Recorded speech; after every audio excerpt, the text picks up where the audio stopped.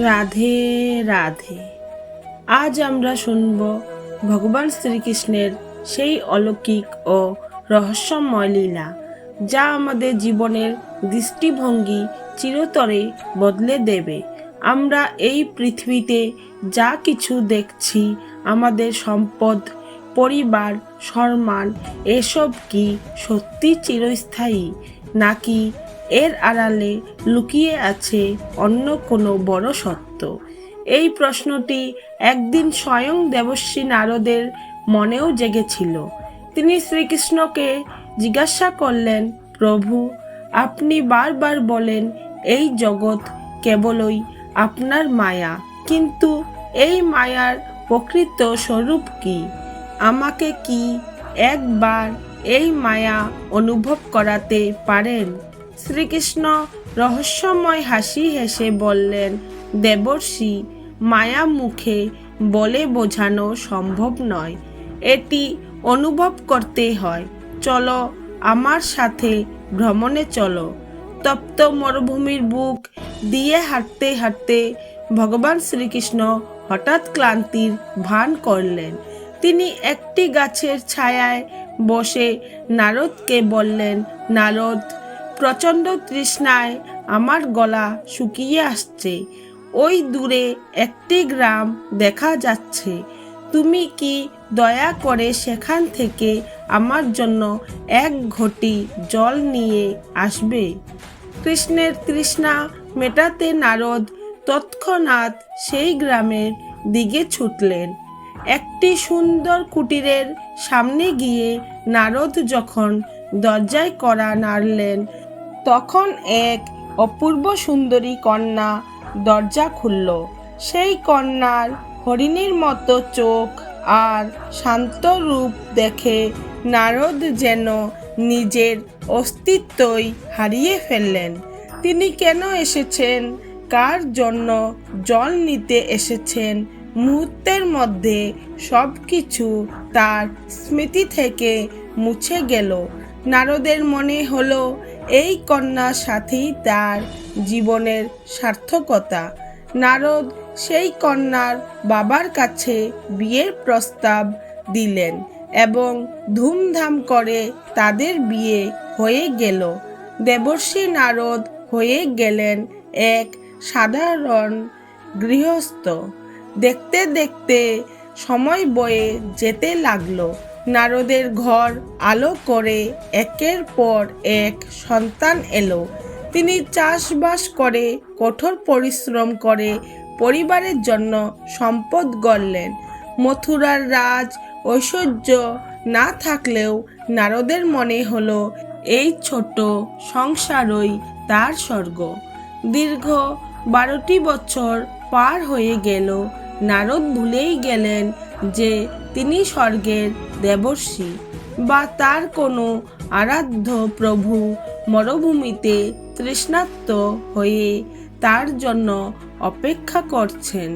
ঠিক সেই সময় একদিন আকাশের রং বদলে গেল। শুরু হলো অঝোর ধারায় বৃষ্টি। গ্রামে বিধ্বংসী বন্যা এলো। চারদিকে ঘরবাড়ি, পশু সব জলের তোড়ে ভেসে যেতে লাগলো। নারদ তার স্ত্রী ও সন্তানদের হাত শক্ত করে ধরে বাঁচার অপ্রাণ চেষ্টা করলেন, কিন্তু প্রকৃতির রুদ্র রূপের সামনে তিনি অসহায় হয়ে পড়লেন। চোখের সামনে তার সাজানো সংসার ধ্বংস হয়ে গেল।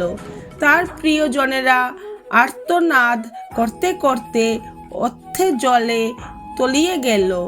নারদ গভীর শোকে ভেঙে পড়লেন এবং জলের ঝাপটায় নিজেরও জ্ঞান হারিয়ে ফেললেন। হঠাৎ নারদের কানে এক চেনা কণ্ঠস্বর ভেসে এলো, নারদ, আমার জল কোথায়? এক ঘটি জল আনতে কি 12 বছর সময় লাগে?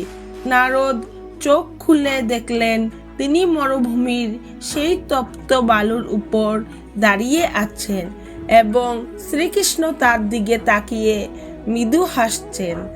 না আছে কোনো বন্যা, না আছে সেই গ্রাম না আছে সেই পরিবার।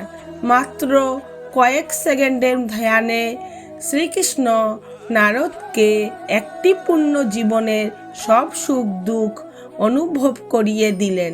নারদ বুঝতে পারলেন এই জগৎ ঠিক তেমনি এক মায়া, যা আমরা সত্যি মনে করে সারা জীবন লড়াই করি, কিন্তু আসলে তা সময়ের স্রোতে এক মুহূর্তের বুদবুদ মাত্র। এই কাহিনী আমাদের জীবনের এক গভীর সত্যকে সামনে এনে দাঁড় করায়। আমরা যাকে বাস্তব বলে আঁকড়ে ধরে বাঁচি, আমাদের সম্পর্ক, সম্পদ, সাফল্য, সম্মান সব কিছুই সময়ের প্রবাহে পরিবর্তনশীল। আজ যা আমাদের গর্বের কারণ, কাল সেটাই হয়তো স্মৃতির পাতায় মিলিয়ে যাবে।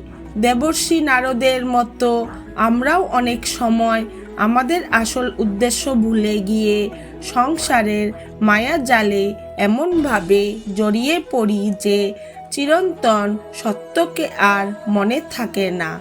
ভগবান শ্রীকৃষ্ণ এই লীলার মাধ্যমে বোঝাতে চেয়েছেন, মায়া মানে শুধু ভ্রম নয়, এটি এক অভিজ্ঞতা। যতক্ষণ না আমরা নিজেরা উপলব্ধি করি, ততক্ষণ সত্যকে চিনতে পারি না। জীবনে সুখ এলে আমরা ভাবি এটাই স্থায়ী, আর দুঃখ এলে মনে করি সব শেষ। কিন্তু দুটোই ক্ষণস্থায়ী। সময়ের স্রোত সব কিছুকে বদলে দেয়। এই গল্প আমাদের বিনয়ের শিক্ষা দেয়। অহংকার মানুষকে নিজের পরিচয় ভুলিয়ে দেয়, আর বিনয় মানুষকে সত্যের পথে নিয়ে যায়। আমরা যদি বুঝতে পারি যে এই পৃথিবীতে আমরা কেবল একজন পথিক, তবে হিংসা, দম্ভ, প্রতিযোগিতা এসবের গুরুত্ব নিজে থেকেই কমে যাবে। তখন আমরা অন্যের দোষ নয়, নিজের অন্তরের শুদ্ধতাকে খুঁজতে শিখব। জীবন আসলে একটি আয়নার মতো। আমাদের ভাবনা ও চেতনার প্রতিফলনই আমরা চারপাশে দেখি।